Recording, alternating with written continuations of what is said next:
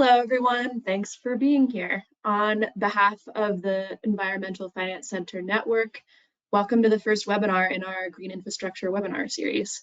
Today's session is the series Introduction, Green Infrastructure 101. My name is Shannon Pepper with the Southwest Environmental Finance Center, and I'll be your host for this and other webinars in this series. This is a series made possible with funding from the US EPA under a grant aimed at helping small, rural, and tribal communities and wastewater treatment systems access funding. The goal here is to encourage compliance with the Clean Water Act to prevent, reduce, and eliminate pollution in our water. Before we get started here, I'm going to go over a few logistics and then we can get started. During the webinar today, everyone will be kept on mute to ensure audio quality. If you have a question, please type it into the GoToWebinar question dialog box anytime throughout the session. We'll be saving your questions for a facilitated Q&A session at the end of the presentation. After the webinar, you're going to receive a follow-up email that includes a link to the webinar recording and other information that you may need. You can also download the slides from today as well as the series flyer in the Handouts tab in your GoToWebinar control panel. Slides will also contain URLs to the resources. And on the screen here are some instructions for how to open the control panel if you don't see it already. This webinar has not been submitted for pre-approval of continuing education credits, but eligible attendees will receive a certificate of attendance for your personal record. To receive a certificate for this session, you must attend for the entire session and register and attend individually using your real name and unique email address. Certificates will be sent via email within 30 days of the webinar date. If you have questions or need any assistance, please contact smallsystems@syr.edu. Now for a little bit about us. The Environmental Finance Center Network, of which my organization, the Southwest EFC, is part of, provides training and technical assistance to small water, wastewater, and stormwater systems in all US states and territories through our capacity building programs. If your community or utility needs assistance with drinking water, wastewater, or stormwater system management, please feel free to contact us through our request form, which my colleague Joni Palmer will share in the chat. I would like to introduce myself and my co-presenters for today's webinar. Again, my name is Shannon Pepper. I'm a research scientist with the Southwest Environmental Finance Center. We're a nonprofit research and service organization focused on water, wastewater, and stormwater systems. We're housed at the University of New Mexico, so I live and work in Albuquerque, which is also where our other two speakers today are based. Sarah Hurteau is the principal ecologist at Integrated Biological Solutions. She's also the co-chair of the Arid LID Coalition, who we are working closely with for this series. Sarah is a real force for change when it comes to green infrastructure policy reform and implementation. Amy Bell is the founding principal landscape architect at Groundwork Studio. The Southwest EFC has been collaborating with Groundwork on several recent projects. Amy has a wealth of knowledge and experience about green infrastructure projects on the ground, especially when it comes to community involvement. So now we would like to hear just a little bit about you. Joni is going to pull up the poll. Please fill out the quick 2 polls that pop up on your screen. Joni, you can go ahead and launch those polls now. Okay, so the first poll is, how familiar are you with green infrastructure practices? I'll launch the poll and you have 4 options to respond to. I am unfamiliar, I have heard of them but don't know much, I am familiar but not with the implementation, I am familiar and aware of implementation in my community. So please complete the poll.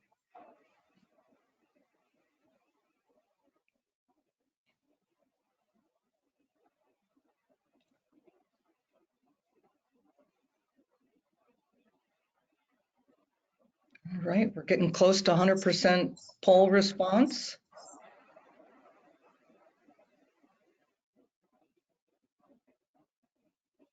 Looks like we have a good range of knowledge in the Zoom room.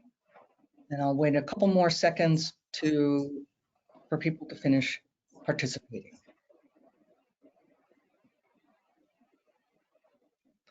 All right.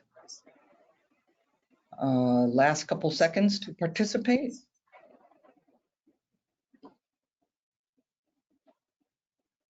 And I'm going to close the poll in 3, 2, 1. Okay, so our results.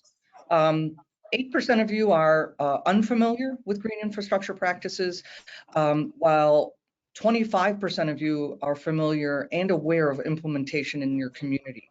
28% of you are familiar but not with the implementation in your communities, and 39% of you have heard of them but don't know much. So thank you for completing that poll. And we have another poll. Shannon, should I go forward with that? Yeah, Joni, go ahead and launch that other poll. Okay, so this one is about who we have in the room with us. So please indicate which of the following categories best applies to you and your work. So are you a citizen or part of a community group? Are you an elected official or policy person? Are you in management? Are you a planner, designer, engineer? Or are you in public works, meaning on the ground, doing operations and maintenance, doing utility work in the field? So looks like we're getting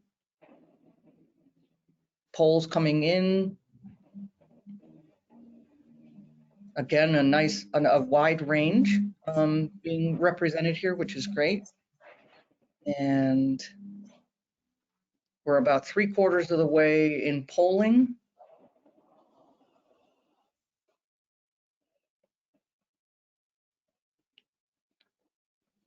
And I will close the poll in a few seconds. All right, so closing the poll in 3, 2, and 1. And here's our results. So 37% of you are planners, designers, or engineers. Next is elected officials and policy folks at 17%, then management at 16%, public works at 16%, and then citizens, community groups at 15%. Thank you very much. Great, thanks for sharing a little bit about yourselves. This presentation today is going to be pretty foundational to the rest of the green infrastructure webinars in our series. So regardless of where you're at in terms of your knowledge of green infrastructure coming into this, we're going to view today's webinar as basically an introduction and foundation. So let's start with a kind of basic question here. What's the big deal with green infrastructure, and what makes it such a compelling water management option for communities of all sizes? First of all, what is green infrastructure? I'm going to start with a little disclaimer and say that there's no official universally agreed on definition, and even the term green infrastructure is not universal. You'll notice that a lot of the presenters in this webinar series use different terms for this concept, and that's a big part of why we're looking for diverse voices from different disciplines for this series. We need to talk to each other, even if the terms we use vary, because we're all working toward the same goal of bettering water quality and community health. So I'm speaking from a technical assistance and research perspective, and I use the term green infrastructure because where I work in the United States, that's what's most familiar to most of the people I work with in the water and wastewater and stormwater utility world. Okay, so for the purposes of this presentation, let's break down this term a little bit more. So by infrastructure, what I mean are facilities, services, and installations necessary for a community to function. And in this case, we're talking about the infrastructure that manages, harvests, and treats water. So then what about the green part? What do we mean by green? Well, when we're thinking of the words water infrastructure, most people associate to things like pipes or concrete line drainage trenches or treatment plants.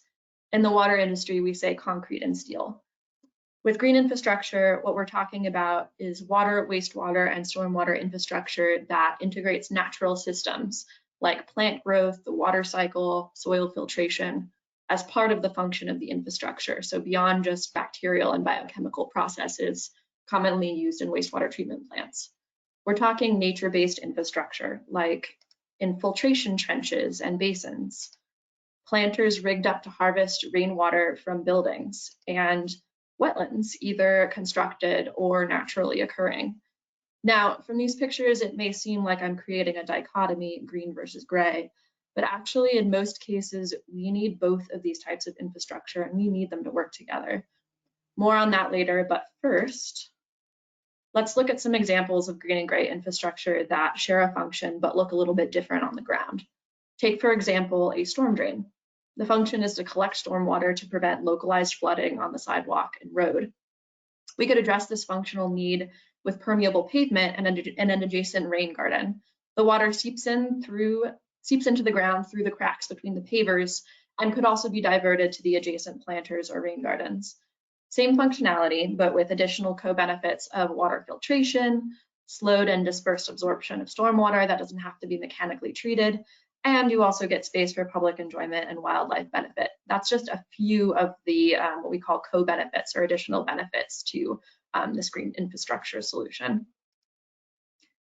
Here's another stormwater example. So sewer pipes, whose function is the conveyance of stormwater away from roads and buildings. Its green counterpart is an infiltration trench. This one is situated in this picture here along a roadway. Added or co-benefits of the infiltration trench could include filtration of the water through soil, allowing plants and fungi in the trench to break down pollutants associated with the adjacent road, so heavy metals, oils, etc. And again, this is a feature that the community can enjoy walking along, with plants cooling the air and improving air quality, as well as capturing carbon and other airborne particles. And here's an example related to wastewater infrastructure. On the left, we have a typical wastewater treatment plant, and on the right is a constructed wetland in the town of Arcata, California.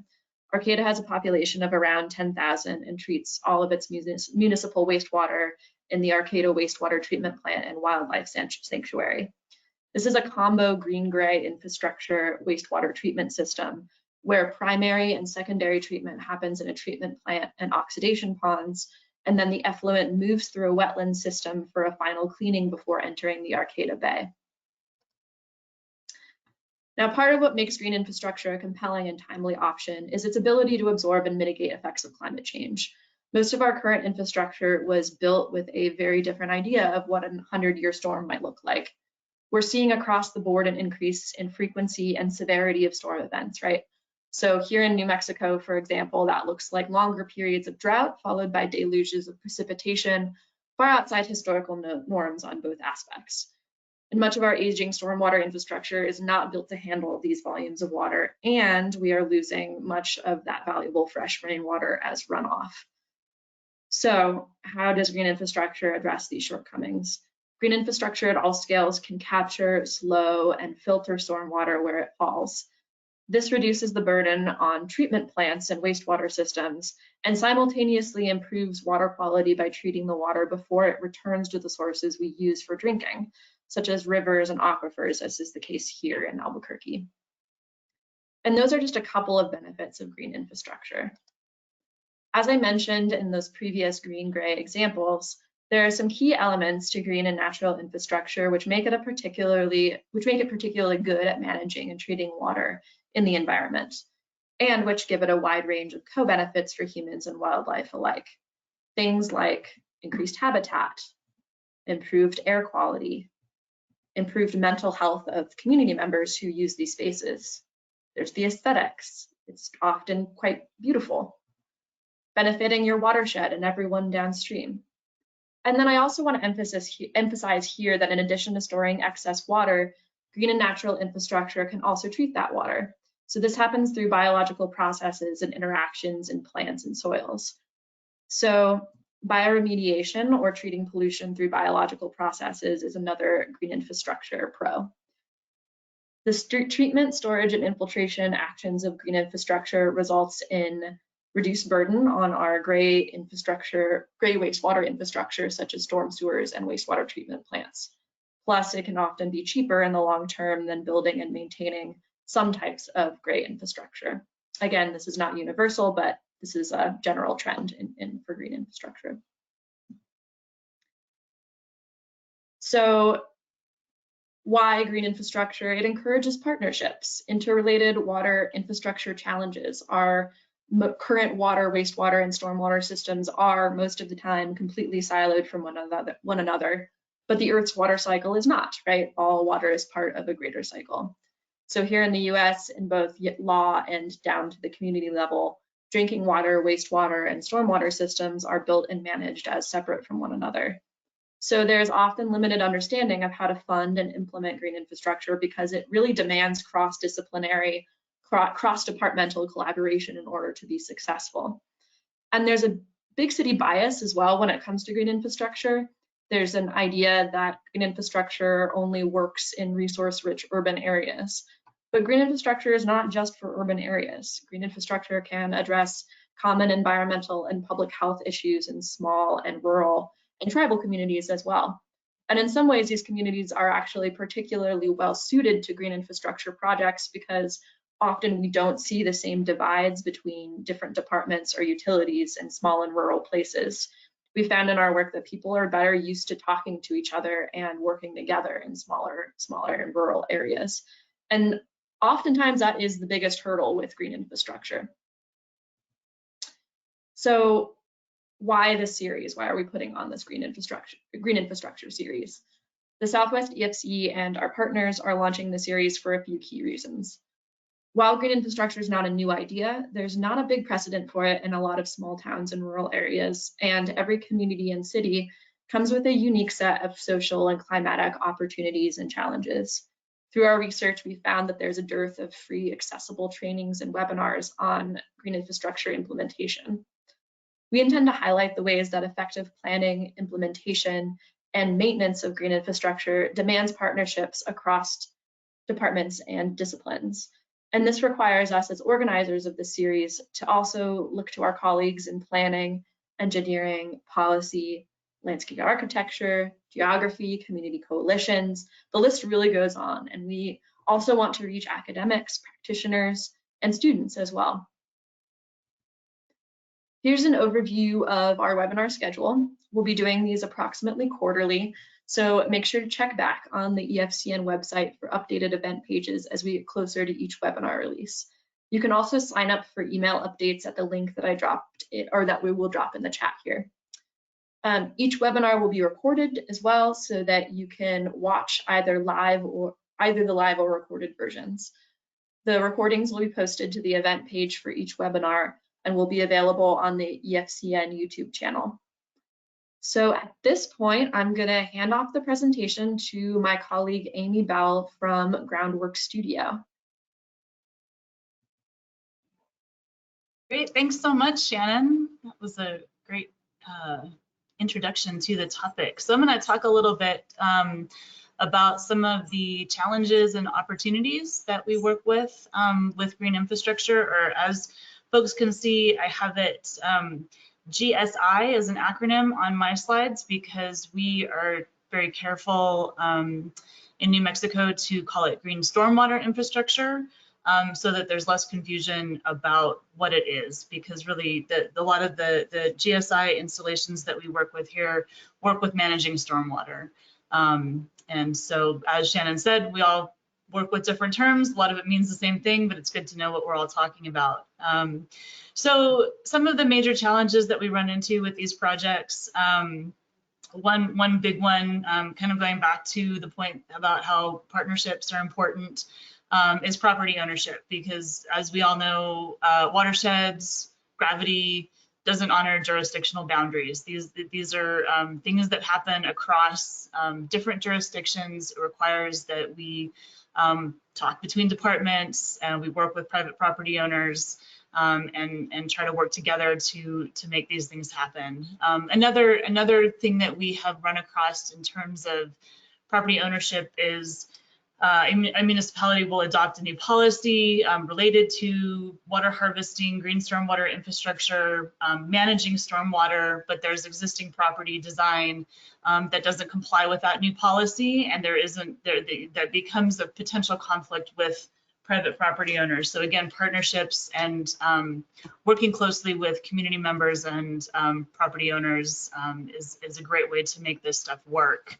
Another big challenge that we run into is that this is a new topic, and sometimes new is scary, and there's concern about change or trying something new. So we have a series of myths, things that people think about green stormwater infrastructure that aren't true, that we'll address real quickly here. And then also, I want to give legitimacy to concerns that folks have about liability. When we try something new, especially in a new context, and it has to do with stormwater and flooding, wastewater treatment, these liability and risk concerns are real, and we need to make sure that we have access to the appropriate research and examples to make sure that what we're doing is safe. Next slide. So yeah, again, change can be scary, but it doesn't have to be. We do have good examples of these projects that have worked. Luckily, we do have a lot of clients who are willing to try it and learn and then adjust, which is, that's design in a nutshell, right?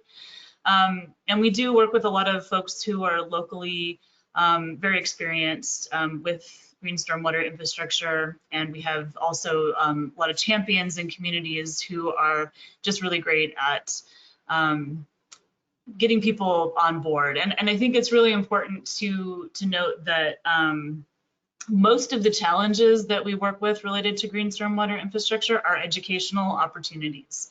These are chances for us to all learn more about how water moves in our community and the importance of water in our community. And just also, I love this quote. A friend of mine said this to me several years ago. Not doing anything doesn't cost nothing. So we have to be brave and try new things so that we can address the issues that we experience in our communities. We are working on a project in Albuquerque. It's a neighborhood scale green stormwater infrastructure project to address flooding because the gray system, the conventional stormwater system, is too small. And so in large events, water collects in the storm drain system, it backs up and it floods people's houses, it floods their backyards. And this is an instance where, fixing the stormwater system could cost hundreds of millions of dollars and take 10, 15 years. And while the city is working towards that larger systemic change, there are real costs to all the people who, have flooding in their homes and on their properties.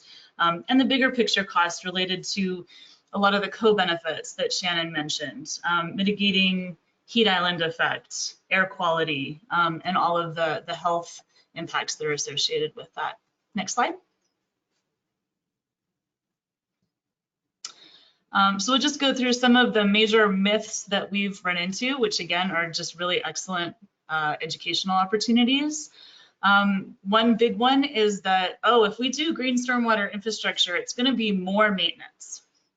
And the truth is that green stormwater infrastructure installations are different maintenance. A lot of times they're actually less, but there is that hurdle of we have to train our crews on how to do this differently. We have to purchase the appropriate equipment and tools so that we can manage these systems well. The pictures I have here, these are my children at the Tijeras Creek Restoration Project in the East Mountains, east of Albuquerque. They're like super little here. They're like 3 years old, and we're installing soil sponges as part of a water collection, erosion control installation. And then we see volunteers here on the right, excuse me, at the same Tijeras Creek. So where, we might typically be used to maintaining gray infrastructure with backhoes and large equipment, a lot of green stormwater infrastructure can be handled with shovels and gloves. And we just have to be willing to adjust our approach and apply the appropriate training so that we're working with these systems differently. Next slide. Another one we hear a lot is a concern that, oh gosh, if we direct all of this water into landscape areas within parking lots or other paved areas, that water is going to seep down into the ground underneath the pavement and cause the pavement to collapse.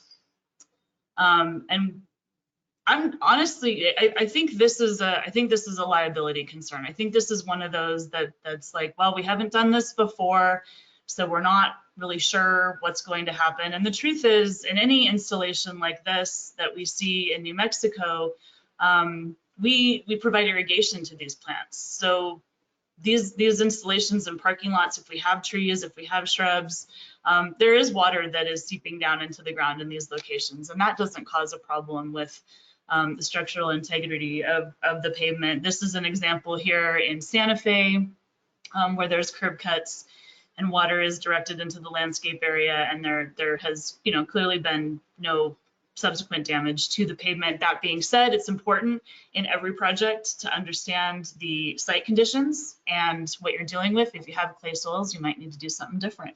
Next slide. This is a real flyer that we had community members distribute for a green stormwater infrastructure project. We do have concerns about standing water. We're going to have water enter these swales, and it's going to sit there for weeks and cause mosquitoes and concentrate toxins. And really, if designed and installed correctly, these types of installations will have water percolate within 24 hours. And through bioremediation, if it's planted, that water will be filtered. And as we can see in this great diagram on the right, that water is headed to our waterways one way or the other. So wouldn't it be great if we could filter it before it gets there? Next slide.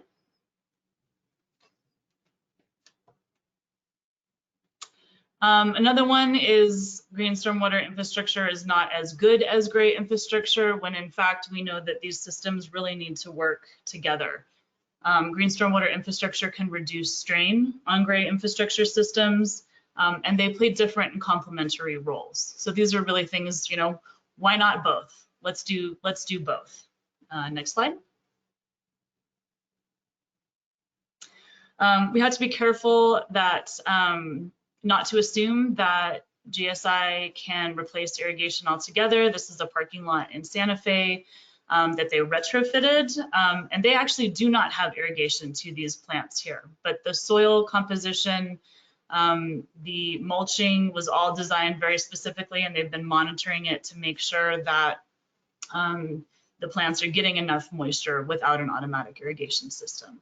So again, got to think about the location and the conditions and plan accordingly. Next slide. So real quick, some opportunities that are real important to keep in mind as we keep running into like, no, we can't do this because of that, and no, we can't do that, and no, we're afraid because this is different. We want to remind people that water is an asset, and yes, flooding is an issue, but especially in the arid Southwest, if we have an opportunity to provide additional water to landscape areas, we can have trees and plants where we might not otherwise have them. Always an educational opportunity. And we have a lot of communities, rural communities, that don't have storm drain systems, and they have massive flooding problems or curbs that are 2, 3, 4 feet high because when it rains, the streets are that storm drain system. If we frame projects as green stormwater infrastructure, often there's additional funding sources, and we score points for water quality improvement and MS4 permit compliance. And with that, I think my 10 minutes is up, and I'll hand it over to Sarah. Thanks, Amy. I want to start off by clarifying and making a distinction between low impact development and green stormwater infrastructure. And as my colleagues have said, there's a lot of times we use these terms interchangeably, but they don't really mean the same thing. So low impact development, or LID, is an approach that is used to manage stormwater runoff close to its source, mimicking pre-development hydrology. And it employs practices that makes use of the natural system that exists in less urbanized landscapes. So you can think of it sort of as an umbrella term. Whereas green infrastructure or green stormwater infrastructure are the engineered structures that are used to put LID into practice. And these GSI features are not landscaping, as my colleagues have been talking about. They are infrastructure that incorporate biological elements. And by creating the conditions for healthy soils, you get the physical and biological processes that break down heavy metals and oils and other roadway pollutants that are suspended in stormwater. And it's this interaction that happens between the soil surface and the root surface of a plant where that chemical and biological process takes place. So plants are incredibly important and are a critical component to green stormwater infrastructure. They not only complete these biological and chemical processes, or at least create the conditions for those things to happen, but they also increase infiltration rate, creating little micro spaces in the soil for the water to seep further down underground. So we need to be planning for these structures as infrastructure, and as like any infrastructure, they all require maintenance. And as Amy said, it's not more, it's just different. Next slide, please. So green stormwater infrastructure itself is an approach that's made up of many practices that depend on site conditions and your geographic location, the volume of water that you're dealing with. And so you're going to decide which practice is best suited to that particular situation. So scale is really important in developing which green stormwater infrastructure component you're going to apply. You can scale these active rainwater harvesting from small residential barrels that hold about 50 gallons apiece to what I like to call industrial strength rainwater harvesting, which is 1,000-gallon cisterns. You can also divert runoff from impervious surfaces like streets and parking lots to bioswales and bioretention basins. And I stress the word bio here on both of those because, again, plants are critically important to these processes that occur. And those basins change the hydrograph, or the timing of when stormwater is entering the storm drainage system. So if you need more holding capacity, if your great infrastructure is undersized or you're having localized flooding, you can add more distributed features, and that addition will increase the volume of water that can be infiltrated or delayed in entering the storm drainage system to reduce localized flooding. And again, as Shannon said, these features are not meant to replace large regional stormwater basins and flood control structures, but do act to better distribute stormwater flows in time and space, and can act as a treatment train to improve water quality discharge. Next slide, please. So I want to touch briefly on a project that illustrates this concept of a treatment train. So the Little Bear Arroyo is in Albuquerque. It funnels stormwater from a large urbanized subwatershed, and it's just upstream of a natural arroyo that exists with extremely high infiltration rates and actually used for aquifer storage and recovery as part of our drinking water supply. So we don't want millions of gallons of dirty water flowing into our aquifer directly adjacent to our municipal wells. So the image on the upper right shows how the cars of the train are connected in a sequence 1 through 5 from red to blue. Cars 1 and 2 use variable sizes of debris screens to collect large to small debris, including floatables. Cars 3 and 4 use articulated concrete block mats to prevent erosion as the stormwater flows over a drop structure, which helps slow the flow. And then the addition of the vegetation increases filtering and infiltration. Car 5 is the final cleaning or polishing car with lots of native vegetation in there to, again, help slow the velocity of the water, allow it time to infiltrate, and provides a place for the biological and chemical processes to break down any pollution that's suspended in that stormwater. Next slide. At a neighborhood scale, you can use these distributed features to function and get the same functionality that you would get and water quality benefits you would get in a treatment like the Little Bear Arroyo, where it's all connected. This is an image of the project that Amy was just talking about with the community, the Pueblo Alto Mile High neighborhood, where the streets and homes are essentially built through a natural arroyo. So as she said, they're experiencing a huge amount of flooding problems on private residents. The Groundwork studio and the city of Albuquerque and a whole host of other folks, including the Arid LID Coalition, engaged the community to understand the context of their flooding problems, to gain feedback on the community's preference for which GSI features they prefer for installation. And one of the results was a series of stormwater bump outs along the several blocks of Summer Avenue that help capture stormwater, slow it down, and infiltrate as much as possible. Each of these features functions similarly to the photo on the right and have a flow-through design. A small sediment trap at the inlets helps support easy debris collection and removal, and the existing storm drain is used as an overflow. Next slide, please. The photo on the left is another example of a street side GSI feature that accepts stormwater and funnels it under the sidewalk and into a small basin, providing supplemental irrigation to nearby trees and vegetation.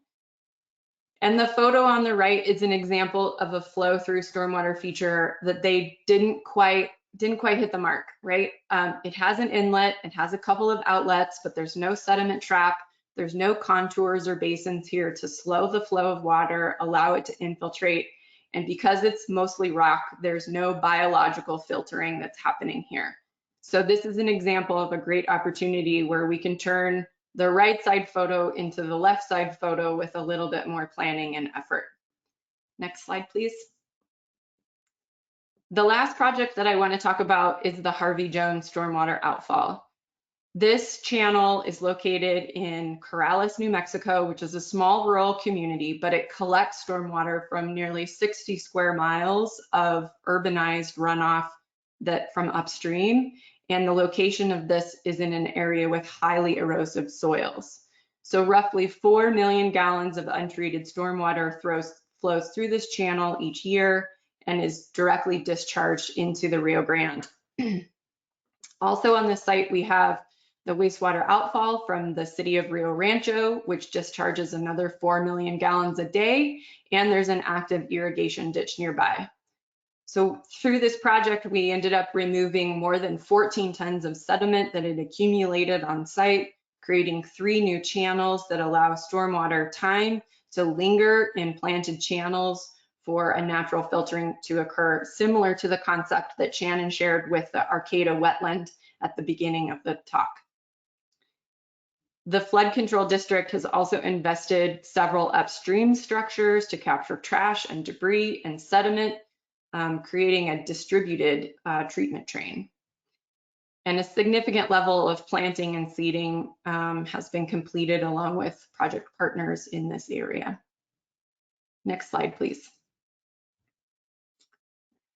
So just one final challenge that I want to illustrate here. So with the Harvey Jones channel near the end of construction, 3 of the primary points of contact at 3 different organizations left their position, and the project was handed off to their colleagues. And their colleagues did a great job of picking up the baton and carrying it forward, but they didn't have the deep knowledge or understanding of those early conversations of the project. And so their understanding was limited. This came to a head when in the spring of 2023, the water levels in the Rio Grande dropped quickly, the water slowed, and it left a huge slug of sediment in the mouth of the 3 newly constructed channels. And even though we had a maintenance plan, it didn't account for this kind of challenge that would happen at the mouth of the channel. And because there was so much water in the channel, we couldn't get heavy equipment in there to remove this dam that had been created. So the flood control district stepped up and paid for a local nonprofit, Rio Grande Return, to dig out a section of the channel and return the flows as planned. So I think the moral of the story here is that planning for staff turnover is necessary. We need to retain design documents and create a management plan early, making sure that everything is written down and that the agreements can live beyond the original people who worked on the process, on the project. As infrastructure, green stormwater infrastructure is designed to have a 20-year lifespan or more if properly maintained. And so we need to make sure that we're planning for the long term. Maintenance, of course, is always a stumbling block, but luckily a community-based organization called the Arid LED Coalition has been working hard here in the New Mexico area to overcome the barriers of GSI adoption. And Amy has mentioned a few of those. And of course, maintenance is at the top of everybody's list. So we've created a green stormwater infrastructure maintenance manual and videos and training course. I think Joni is going to plop the link to the maintenance manual into the chat. And so this training course has been able to allow the municipal and contracted municipal staff and contractors to learn how to recognize green stormwater infrastructure, the maintenance, the difference in the maintenance that is required than a sort of regular landscape feature, and has allowed local governments to require GSI training in their maintenance contracts.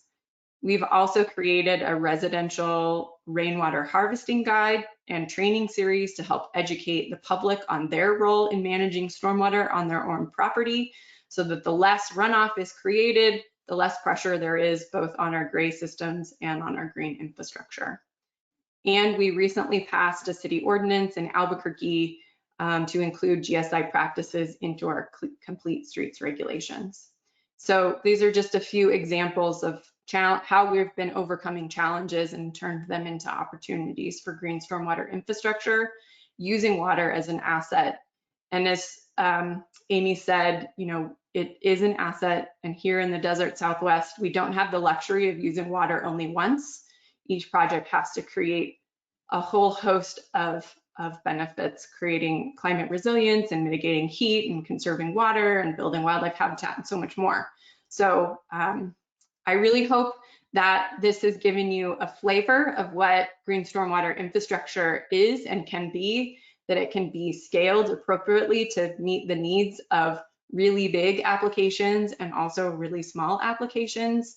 And as Amy said, it's really a great approach in rural communities that don't have existing storm drains to help alleviate localized flooding.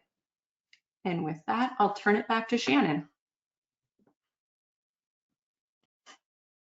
Great, thanks so much, Sarah. That was an awesome presentation.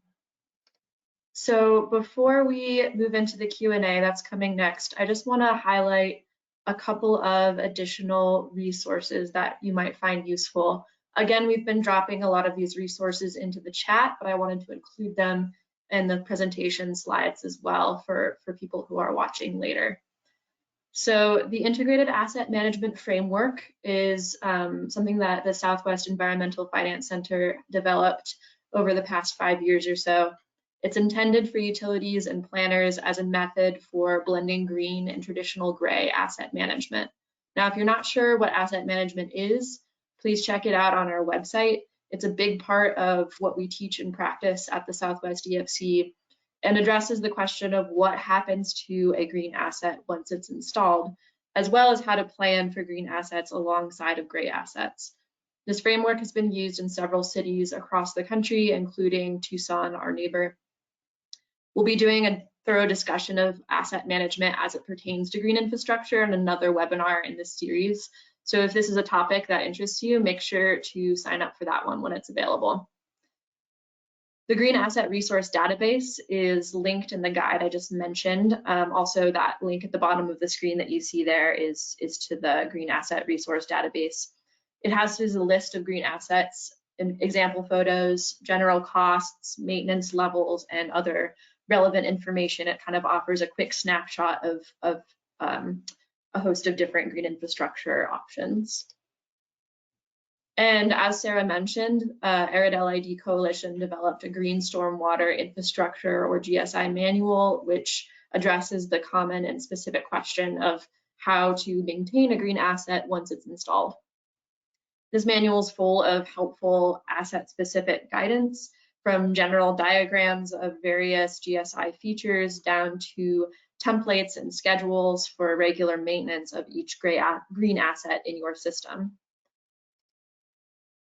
So we now have some time to address questions from the audience. We have, let's see, about 14 minutes left. So we do have some time here. Also, please feel free to keep entering questions as we go. If we don't have time to get to them right now, I will follow up with you via email later. And also, Amy had to pop off the call for a family emergency. So if you have a question that is specifically for Amy or relating to her presentation content, make sure you specify that in your question, and I can field it to her. Okay, so we have a question for Sarah. Good GSI examples. Do you think GSI alone can reduce rural flooding in communities lacking conventional gray storm drain infrastructure? Concerned about climate uncertainties, sudden unanticipated rain, heavy downpour, that kind of thing. Thanks. Yeah, and in fact, this is a good question. I think that green stormwater infrastructure is a perfect tool to use because of its versatility. You can scale, as I said, you can scale the size of the feature to the volume of rain that you're treating or managing. So the concept is, if you're catching the water higher in the watershed or closer to where it falls, the easier it is to manage because it's a smaller volume. So if you're encouraging homeowners in rural communities to capture and use the rain as it falls on their properties, then you're going to have less runoff generated to be managed in public spaces. And so I think green stormwater infrastructure could be used to manage that. In fact, here in Bernalillo County, where the county that Albuquerque sits in, the unincorporated part of the county, there are no storm drains. There's no curb and gutter existing in those rural, smaller communities and smaller neighborhoods associated. And so they are using green stormwater infrastructure there to manage stormwater. The projects are just getting going, but I think there's been a fair amount of modeling to show that it is possible. So I think an investment in understanding the volumes of water that you're dealing with, where the location, that sort of technical service of the modeling of where the water is pooling, how it's flowing through a neighborhood or a small community, and where those intervention points are possible, I think is a really important part of managing stormwater with GSI. Awesome. Yeah, thanks for that. Hopefully that addressed the question. I think it did. That was a really thorough answer.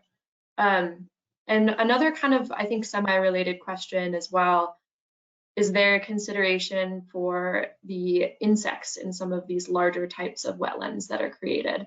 And I feel like you could probably speak to that as well, Sarah, especially in relation to the Harvey Jones channel. I know that was a big concern for people living nearby. And I remember walking that site and seeing bat boxes as part of the installation. Do you want to speak to that a little bit? Yeah, so as a wildlife biologist by training, I definitely see these projects through the lens of creating habitat for our wild neighbors, including insects. And so, we have a perception that we like some insects and we don't like others, although they all play an important role in the sort of ecosystem. They all serve a function and a purpose. So it's important to think about how these projects are going to benefit or impact those species. So in the case of the Harvey Jones Channel and probably the Arcata project and other constructed wetlands for wastewater treatment, you know, those insects serve an important role. You can minimize species like mosquitoes that we see as pests by keeping the water sort of flowing and not having it be stagnant like a pool, or infiltrating, as Amy said, within 24 hours. And so green stormwater infrastructure can do both of these things, right? Provide benefit and habitat for those insect populations, but then also you can minimize the ones that you don't want by managing it in a way that doesn't create their habitat. So, you know, what I say as a wildlife biologist, and insects are the same, is just that if you can manage those species by creating or not creating the habitat that they need to forage, to feed themselves, a place to raise their young, and a place to rest. So it's some pretty basic stuff. Great. Okay, and we have another question coming in here. So it's the question, I'm just going to quote it. In my Maryland county, there is a lot of contention around stream restoration, which is common here. Citizens and citizen groups argue out of stream green infrastructure interventions, such as rain gardens and permeable pavement, should replace these stream restorations, as they find stream restorations destructive to the surrounding environment. Trees, primarily, seems. However, the county says that there's no way these out-of-stream green infrastructure interventions, like rain gardens and permeable pavement, could ever stop the amount of stormwater-related flooding that is causing erosion in local streams. It doesn't sound like this is an issue in New Mexico, and that the criticism focuses on the green infrastructure projects themselves. Is that the case? Is stream restoration an issue in New Mexico? Any comment on the Maryland County contention that these green infrastructure projects can't stop by themselves the flooding that causes erosions, understanding that the geographies are different? Yeah, I mean, all of these things are really complicated in the sense that they all have their local constraints, right? So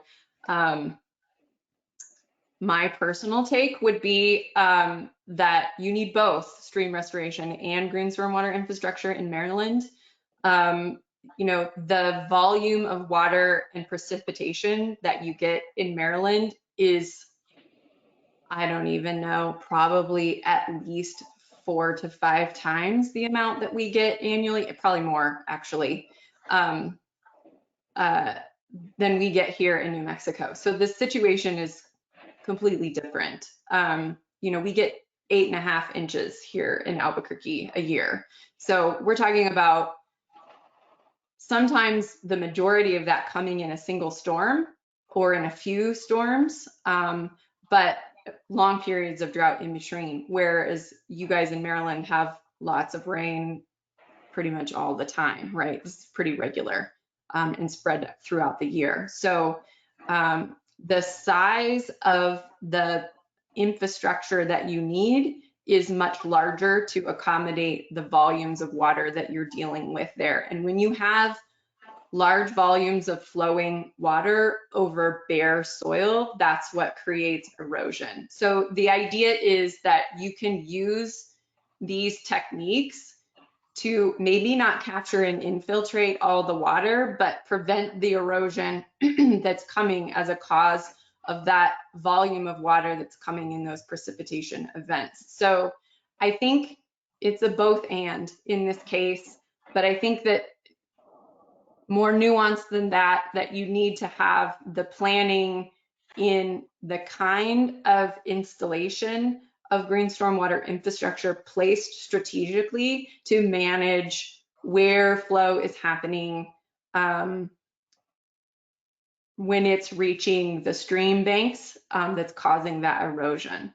So I would say both. And I am maybe an outlier in the biological world where I feel like sometimes you got to undo some stuff to make progress.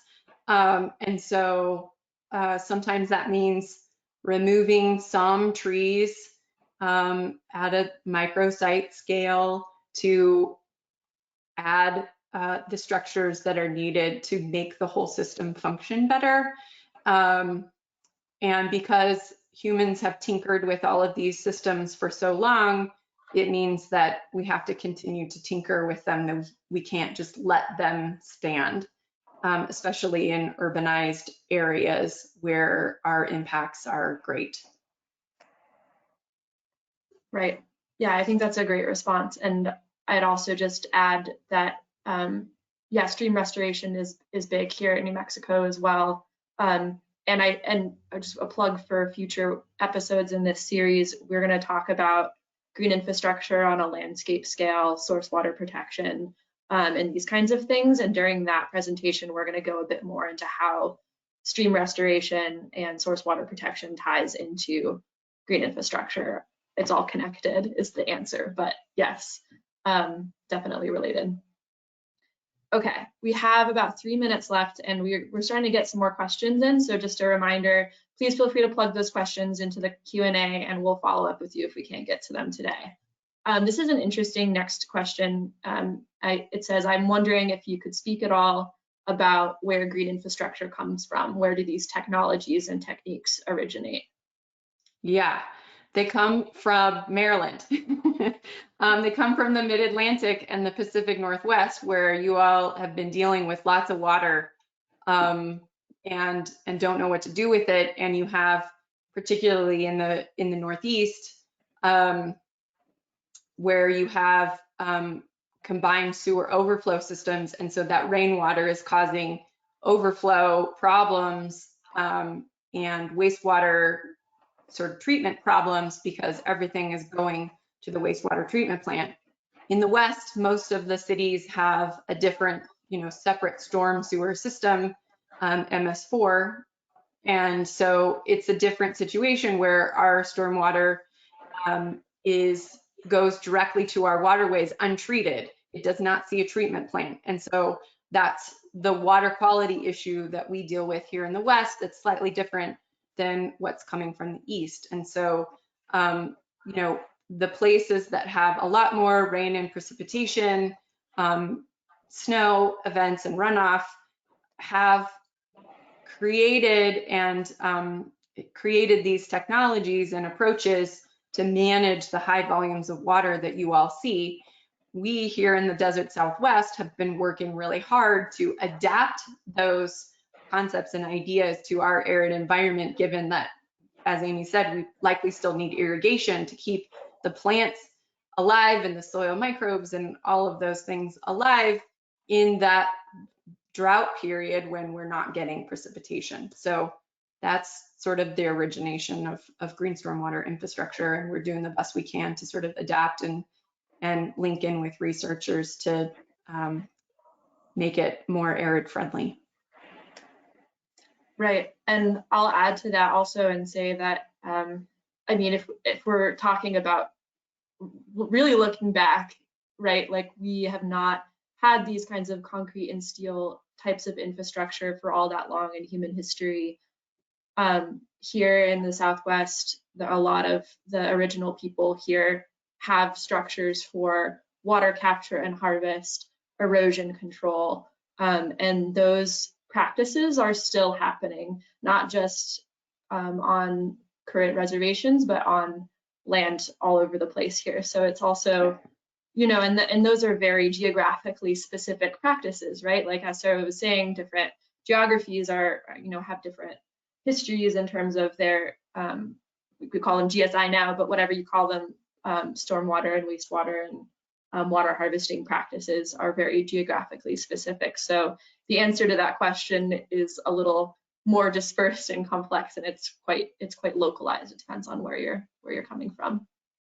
But I encourage you to do research and talk to people about local practices in your area. We have a lot of people on call from like different countries all over the world. And I'm sure there are some commonalities in these practices, but also, you know, there's a lot of, I think there's a lot of wisdom to be gained from looking at how did people who lived here 100, 200, 1,000 years ago deal with these kinds of issues. So we're at time, but Kristen sent me a chat and let me know that Sarah, if you are willing to or wanted to stay on for a couple of extra minutes to answer questions, we could do that. I don't know what your schedule is like after this. I have to hop to another meeting, but I'm happy to follow up with people offline. Awesome. Great. So, and again, we're happy to, we're going to keep your questions and we'll follow up with you since we didn't have time to address all of the questions today. Also, just again, please stay tuned for future webinars in this series. This is just the first episode. We're planning quarterly webinars for the next really 2-3 years through 2026. So we don't have dates and times totally pinned down, but you can sign up for email updates on the dates and times as we get them scheduled for each webinar. At the link in the chat, it's the efcnetwork.org/training events. Each webinar is going to be recorded, so you can watch either the live or recorded versions, and the recordings will be posted to the event page for each webinar and will also be available on the EFCN YouTube channel. If you're based in Albuquerque, stay tuned for 2 in-person workshops specifically on building partnerships to implement green infrastructure. These dates are also to be determined, but we're loosely planning spring 2025 for part 1 and spring 2026 for part 2. Huge thank you to Sarah Hurteau and Amy Bell today for sharing their expertise with us. Following this webinar, you're going to receive a follow-up email with the slides from today, as well as a link to the recording. Please complete the webinar evaluation so that you can let us know your thoughts on today's session, because this is a series we're aiming to improve every single time, and your feedback is absolutely essential to that goal. If you have any general questions regarding the webinar, the presenters, the EFCN, please contact our project director, Joni M. Palmer, at the email address listed in the box on the screen here. So thank you again, and I hope to see you at the next webinar in our series. It's going to be Equitable Green Infrastructure in a Changing Climate, which is currently scheduled for July of this year. We don't have a date finalized yet, but stay tuned, and we'll see you next time.